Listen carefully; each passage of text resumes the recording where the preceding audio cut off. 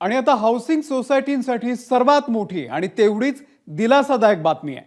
अकृषी कर म्हणजेच NA tax पूर्णपणे माफ करण्याचा निर्णय राज्य सरकारने घेतलेला आहे। बहुमजली इमारतींसह गावठाणाबाहेरील जमिनींवरती झालेल्या बांधकामांना याचा मोठा फायदा होणार आहे। वाणिज्य आणि औद्योगिक वापरासाठी जमिनीवरील अकृषी कर रद्द करण्यात येणार असल्याचं देखील राज्य सरकारने आता स्पष्ट केलं आहे। विधानसभेच्या तोंडावरती राज्य मंत्रिमंडळाच्या बैठकीत घेतलेला हा निर्णय मोठा मास्टर स्ट्रोक मानला जातोय।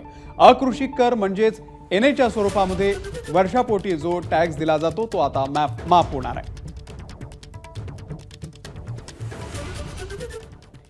तर राज्य मंत्रिमंडळाने अकृषी कर माफ करण्याचा निर्णय जाहीर केला। हा अकृषी कर म्हणजे नेमकं काय असतं, याचा फायदा कुणाला होतो आणि कसा होईल ते सुद्धा पाहूयात। तर अकृषी कर म्हणजे काय? जमिनीचा वापर सर्वसाधारणपणे शेतीसाठी होतो। जमिनीचा वापर औद्योगिक, वाणिज्य, निवासी हेतूसाठी सुद्धा होत असेल तर कायदेशीर परवानगी आवश्यक असते। या प्रक्रियेला एनए किंवा अकृषिक असं म्हणतात।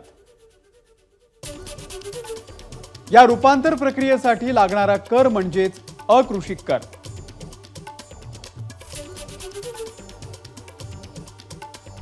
आता याचा फायदा कुणाला होईल? सध्या गावठाणांमध्ये असलेल्या जमिनींवरचा अकृषिक कर हा माफ करण्यात आलेला आहे। गावठाणाच्या बाहेर रहिवासी घरं वाढतायत। शहरी भागामध्ये बहुमजली इमारती वाढतायत।